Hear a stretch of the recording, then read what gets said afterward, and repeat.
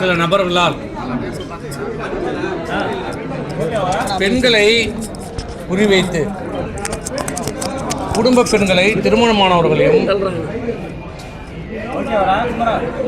திருமணமாகாத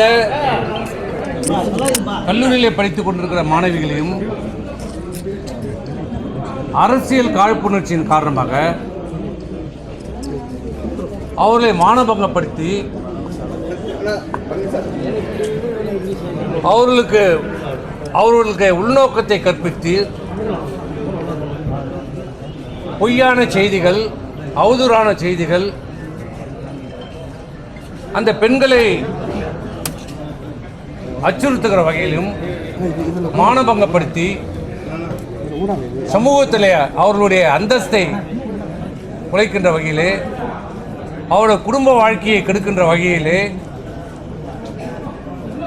அவர்களை பற்றி தவறான, பொய்யான, கற்பனையான செய்திகளையும் சமூக ஊடகங்களிலே ஏஐயை பயன்படுத்தி மார்பிங் செய்து புகைப்படங்கள் வெளியிட்டு அவதூறு பரப்பி வருகிறார்கள். இதனால் இந்த சம்பந்தப்பட்ட பெண்கள் மிகப்பெரிய மன உளைச்சலில் ஏற்பட்டிருக்கிறது. குடும்பத்தில் மிகப்பெரிய ஒரு குழப்பத்தை ஏற்படுத்தியிருக்கிறார்கள். அவர் வாழ்க்கையே இன்னைக்கு கேள்விக்குறியாக்கப்பட்டிருக்கிறது.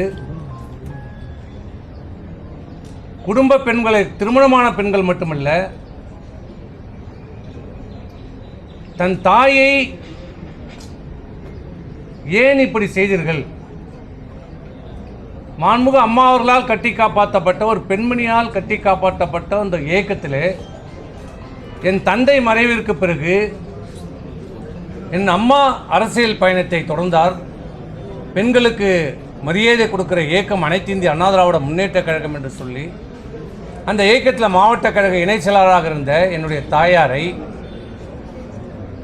அவர் வசிக்கின்ற ஒன்றியத்தில் நடைபெற்ற கூட்டத்தில் கலந்து கொண்ட என் தாயாரை அடித்து சேலையை இழுத்து வெளியேற்றியதை கண்டித்து கேள்வி கேட்ட ஒரே காரணத்திற்காக கல்லூரி படிப்பை முடித்துவிட்டு இன்றைக்கு போட்டித் தேர்வுக்காக பயிற்சி பெற்றுக் கொண்டிருக்கிற, சென்னையில் பயிற்சி பெற்ற அவருடைய மகளை, திருமணமாகாத அந்த மகளை பெண்ணையும் இன்றைக்கு அவதூறாக சித்தரித்து இன்றைக்கு செய்தி வெளியிட்டிருக்கிற அரசியல் காழ்ப்புணர்ச்சியின் காரணமாக செய்தி வெளியிட்டிருக்கிறவர்கள் மீது தொடர்ச்சியாக இப்படி இந்த சமூக வலைதளங்கள் மூலமாக பெண்களை குறிவைத்து தாக்குகிற கலாச்சாரம் இதுவரை விழுப்புரம் மாவட்டத்தில் அரசியல் நம்ம எல்லோரும் பார்த்துருக்குறோம். எவ்வளோ பிரச்சனைகள் வந்திருக்கிறது, பேசியிருக்கிறோம், சண்டை போட்டிருக்கிறோம், போராடி இருக்கிறோம், எல்லாம் பண்ணியிருக்கிறோம். நாங்கள் ஆளுங்கட்சியாக இருந்திருக்கிறோம், திராவிட முன்னேற்ற கழகம் ஆளுங்கட்சியாக இருந்திருக்கிறது, நாங்கள் எதிர்கட்சியாக இருந்திருக்கிறோம், அவர்கள் எதிர்கட்சியாக இருந்திருக்கிறார்கள். ஆனால் இதுவரை எந்த கட்சியும் சார்ந்தவர்களும், திமுக ஆகட்டும் வேறு எந்த யாராகட்டும், குடும்ப பெண்களை தரந்தாழ்ந்து அவர்களை அவதூறாக அவர் வாழ்க்கையை கெடுக்கின்ற விதமாக யாரும் செயல்பட்டது இல்லை. ஆண்களுக்குள்ளாக பிரச்சனை எங்களுக்குள்ளாக பேசிக்கொள்வோம். ஆனால் இதுதான் முதல் முறை புரட்சித் தலைவரால் கட்டி காப்பாற்றப்பட்ட இயக்கம், இரும்பு மனிதி என்று சொல்லுகிற மாண்புமிகு அம்மா அவர்கள் எங்கள் பெண்களுக்கெல்லாம் இன்றைக்கு ஒரு எடுத்துக்காட்டாக விளங்கி அம்மாவால் காப்பாற்றப்பட்ட இந்த அண்ணா திராவிட முன்னேற்ற கழகத்தில் அம்மாவை பின்பற்றி இன்றைக்கு வந்த லட்சக்கணக்கான பெண்களுக்கு இன்னைக்கு ஏற்பட்டிருக்கிற நிலைமையை பார்த்தீர்களா? இந்த அண்ணா திராவிட முன்னேற்ற கழகத்தில் இந்த கட்சியில் கருத்து வேறுபாடு ஏற்பட்டிருக்கலாம், எனக்கும் இபிஎஸ்க்கும் கருத்து வேறுபாடு ஏற்பட்டிருக்கலாம், அது வேறு. கருத்து வேறுபாடு உங்களுக்கும் எனக்கும், கட்சிக்கு நமக்கு தான். பேசுகிறேன், நீங்கள் நடவடிக்கை எடுக்கிறதுக்கு அது உங்களுக்கு உரிமை இருக்குது, அதிகாரம் இருக்குது, நீங்கள் எடுக்கிறீங்க. நான் உங்களை விமர்சனம் பண்ணுறேன், அதுக்கு எனக்கு உரிமை இருக்குது. ஆனால் உங்கள் தலைமையின் கீழ் உங்கள் நேரடி பார்வையில் இன்றைக்கு இந்த இயக்கத்தில் உழைத்து கொண்டிருக்கிற அம்மாவை பின்பற்றி இந்த கழகத்துக்கு வந்த பெண்களை தரக்குறைவாக மானபங்கப்படுத்தி, அவமானப்படுத்தி, கேவலப்படுத்தி இப்படிப்பட்ட செய்திகளை பரப்புகின்ற நபர்களை ஊக்குவித்துக் கொண்டிருக்கிற தலைமை இன்றைக்கு. இது நியாயமா? இபிஎஸ் அவர்களே, இதுக்கு உங்களுக்கு அழகா இருக்கிறதா? ஏன் உங்கள் வீட்டில் பெண்கள் இல்லையா? என் வீட்டில் பெண்கள் இல்லையா? எல்லார் வீட்டிலும் இருக்கிறாங்க. இது உங்க தலைமைக்கு அழகா? இதுதான் நீங்க கட்சி நடத்துகிற லட்சணமா? நேரம் அம்மா இருந்தால் உங்களுடைய நிலைமை என்ன இருக்கும்? அம்மா இருந்தால் தொட முடியுமா? பெண்களை பற்றி பேச முடியுமா? யாரோ ஒரு இபிஎஸ் இருக்கிறார், நமக்கு என்ன? எப்படி கேட்பார் அவரு? அவர் தான் இந்த அவதூறு செய்திகளை உடனுக்குடன் எனக்கு அனுப்புங்கள் என்று பார்த்து ரசித்துக் கொண்டிருக்கிறார். இதை அனைத்து அண்ணா திராவிட முன்னேற்ற கழக தொண்டர்களும் பார்த்துக் கொண்டிருக்கிறோம், மக்களும் பார்த்துக் கொண்டிருக்கிறார்கள். ஆனா காவல்துறை வேடிக்கை பார்த்துக் கொண்டிருக்கிறது. அதுதான் எங்களுக்கு கவலையா இருக்கு. மக்களை காப்பாற்ற வேண்டிய காவல்துறை, குறிப்பாக பெண்களை காப்பாற்ற வேண்டிய காவல்துறை. இந்த அரசு ஒரு மாற்றத்துக்கான அரசாக வரப்பட்டது. மக்கள் ஒரு மாற்றம் வேண்டும், ஆட்சி முறையிலே ஒரு மாற்றம் வேண்டும், நல்லாட்சி வேண்டும் என்று ஒரு மாற்றத்துக்காக தான் இன்றைக்கு முதலமைச்சர் அவர்களுக்கு பெருவாரியான வாக்குகள் அளித்து இன்றைக்கு முதலமைச்சராக அமர வைத்து பார்த்திருக்கிறார். அவரும் முதலமைச்சரும் என்ன சொல்கிறார்?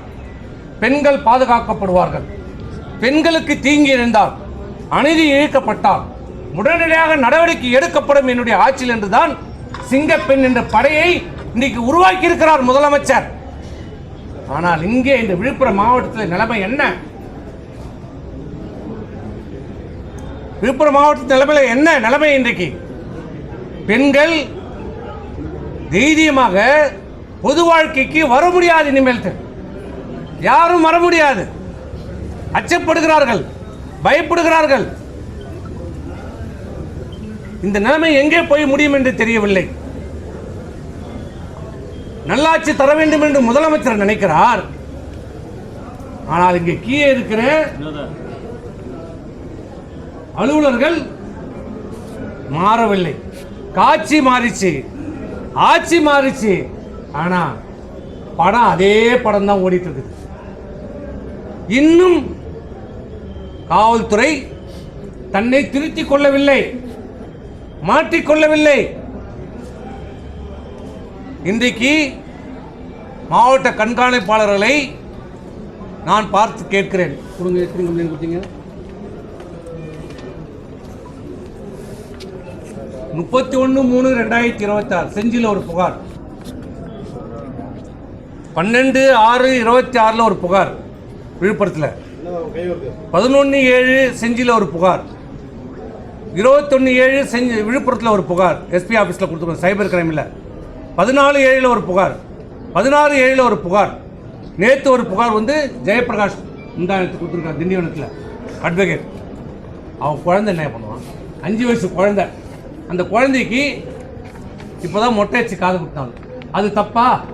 அந்த குழந்தை கையில் ஒரு பாட்டிலை போட்டு இவன் கையில் ஒரு பாட்டிலை கொடுத்து அவங்க கையில் ஒரு பாட்டிலை கொடுத்து ஃபேக் வீடியோ, 5 குழந்தை கையில் ஒரு பாட்டிலை போட்டு ஃபேக் வீடியோ கிரியேட் பண்ணுறேன். இது எந்த விதத்தில் நியாயம்? ஏன் ஃபேக் வீடியோ இவங்ககிட்ட தான் செல்ஃபோன் இருக்குதா? ஏன் இவங்களால தான் பயன்படுத்த முடியுமா? ஏன் வேறால பயன்படுத்த முடியாதா? முடியும். ஆனால் அதுக்கு ஒரு தகுதி தராதாரம் இருக்கும். எங்களுடைய தகுதி இது, அவங்களுடைய தகுதி அவ்வளோதான். சொல்ல முடியாதவங்க யாரும் கிடையாது. எதையும் யாரும் எதையும் செய்யலாம், ஆனால் அதுக்குன்னு ஒரு தராதாரம் இருக்கிறது.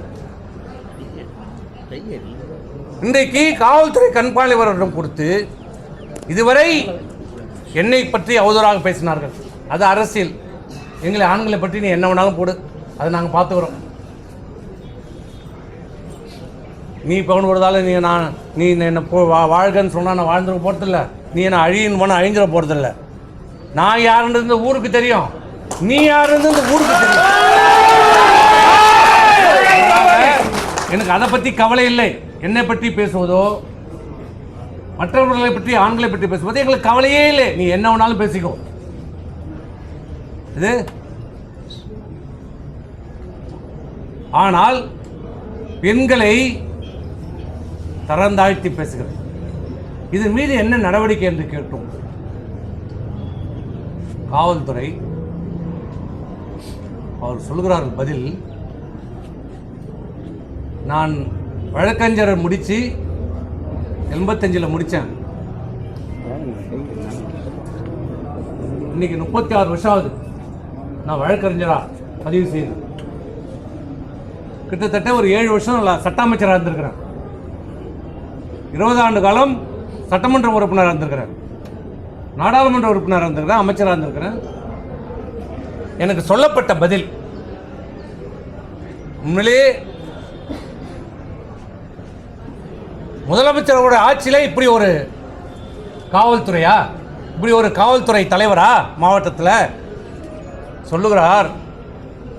உங்களுக்கு சட்டம் தெரியும், நான் கூட வந்தவங்களுக்கு சட்டம் தெரியுதே இல்லையோ சொல்கிறேன் சார். 7 ஆண்டுகளுக்கு கீழே இருக்கிறவர்களை நாங்கள் அதில் விசாரித்து சிஎஸ்ஆர் கொடுப்போம். சிஎஸ்ஆர் கொடுத்ததுக்கப்புறம் விசாரணை செய்வோம். விசாரித்ததுக்கப்புறம் நாங்கள் அரசு வழக்கறிஞரிடம் கருத்து கேட்போம். அவர் வழக்கு பதியலாம் என்று சொன்னால் அதுக்கப்புறம் வழக்கு பதிவோம். சரி, வழக்கு பதிவீங்க. பிறகு நடவடிக்கை என்னவென்றால் கைது செய்வதால் கைதி எல்லான்றதை நீங்கள் எங்களை கேட்கக்கூடாது. நாங்கள் சார்ஜ் ஷீட் போடுவோம், தேவைப்பட்டால் சார்ஜ் ஷீட் போடுவோம்.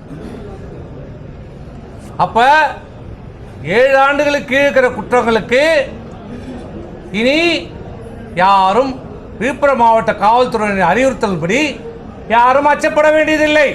குற்றவாளிகள் சாராயம் விற்கிறவன், கஞ்சா விற்கிறவன், பொம்பளையை கை பிடிச்சி இருக்கிறவன், பொம்பளையை சேலை பிடிச்சி இருக்கிறவன், பொம்பளைகளை பெண்களை அவதூறாக கருத்துக்களை பரப்புறவன், செய்திகளை போடுறவன், ஏஐ மூலமாக அவர்களை தவறுதலாக கருத்துக்களை போடுகிறவர்கள் இனிமேல் சுதந்திரமாக இந்த விழுப்புரம் மாவட்டத்தில் திரியலாம். அவர்கள் கைது செய்யப்பட மாட்டார்கள். இன்றைக்கு மாவட்ட கண்காணிப்பாளர் உத்தரவாதம் கொடுத்திருக்கிறார். சிறப்பான மாவட்ட கண்காணிப்பாளர்களுக்காக நியமித்ததற்காக இந்த முதலமைச்சருக்கு நாங்கள் நன்றி தெரிவித்துக்கிறோம். வேற என்ன சொல்ல முடியும்? வேற என்ன சொல்ல முடியும்? இந்த குற்றவாளி யார் என்பதை பேரோடு சொல்றோம்.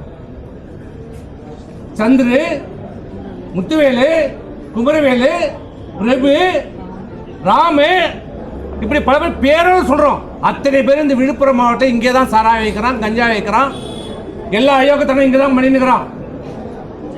கேட்டா நாங்கள் கைதி எல்லாம் செய்ய மாட்டோம், குற்றப்பத்திரிகை தாக்கல், அதுவும் தேவைப்பட்டால் தாக்கல் செய்வோம். இப்படிப்பட்ட பதிலை நான் மாவட்ட கண்காணிப்பாளரிடமிருந்து எதிர்பார்க்கவில்லை.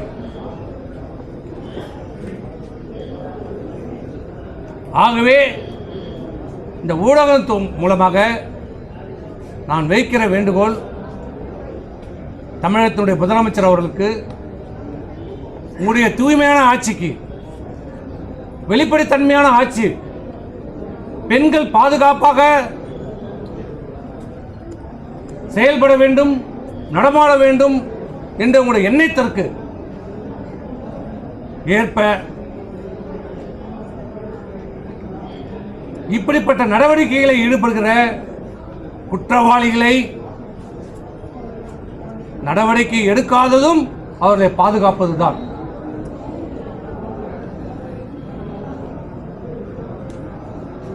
உங்களுடைய கட்டுப்பாட்டில் இருக்கிற இந்த காவல்துறைக்கு